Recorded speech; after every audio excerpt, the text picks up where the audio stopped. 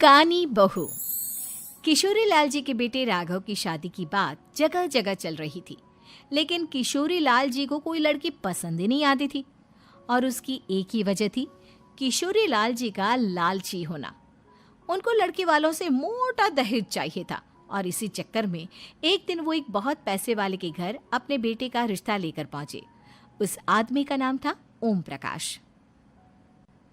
देखिए किशोरी लाल जी, मेरी एक ही बेटी है और मेरी सारी संपत्ति जायदाद सब कुछ मेरी बेटी नैना का ही है। पापा, नाम से लगता है बहुत खूबसूरत होगी। कितना अच्छा नाम है ना, नैना। ओ, वैसे बात तो सही है आपकी। अब इतना पैसा है, जमीन जायदाद है, इकलौती बेटी, आप भी क्या करेंगे? सब कुछ उसे ही देंगे ना। बिल्कुल ठीक पहचाना आपने। बस बेटी की शादी और सारी जायदाद उसके नाम। पापा, बिना देखे हाँ कर दीजिए ना। इतना अच्छा रिश्ता फिर कहाँ मिलेगा? माला माल हो जाएंगे हम। मैं अपनी बेटी को बुलाता हूँ। अरे नहीं नहीं नहीं नहीं, आपकी बेटी का नाम नैना है, सुनकर ही लगता है बहुत सुंदर होगी। रहने दीजिए अंकल, मैं तो आपकी बेटी के नाम से ही इतना खुश हो गया हूँ कि उसे बिना देखे शादी करने को तैयार हूँ। अब तो मैं उसका चेहरा सीधे शादी के बाद ही देखूंगा।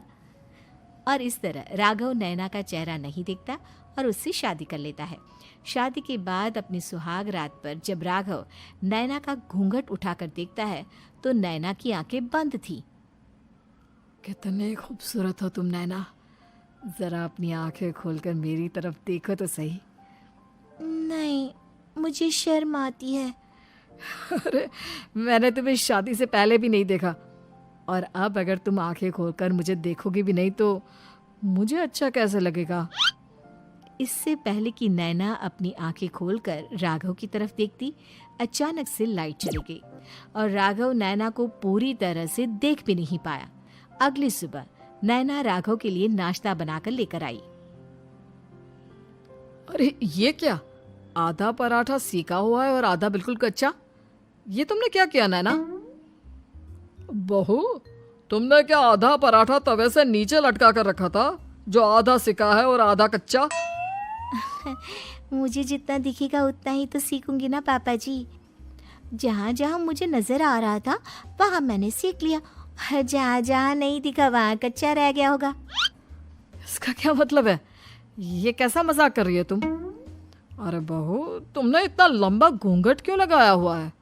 देखो, हमारे घर में बहुओं को बेटी की तरह रखा जाता है, और फिर तुम तो इतना सारा माल लेकर आई हो। देखो, ये घूंघट डालकर रखने की कोई ज़रूरत नहीं है। हाँ नैना, पापा जी ठीक कह रहे हैं, तुम तो आराम से रहो, अपना ही घर समझो। नैना अचानक से अपना घूंघट उठा लेती है। अरे ये क्या पापा, नैना की तो एक आंख फूटी हुई है। नाम से नैना, लेकिन ये तो कानी बहू निकली। मेरे साथ धोखा हुआ है, धोखा। बिना दिखाए अपनी कानी लड़की मेरे संग ब्याह दी। मुझे कानी बीवी नहीं चाहिए। मुझे अभी ओम प्रकाश जी से बात करनी पड़ेगी। आखिर उन्होंने मेरे साथ ऐसा किया क्यों? अरे, आप लोगों ने ही तो पापा से कहा था कि आप लोग शादी से पहले मुझे देखना नहीं चाहते। अब मेरे पापा पर क्यों इल्जाम लगा रहे हैं?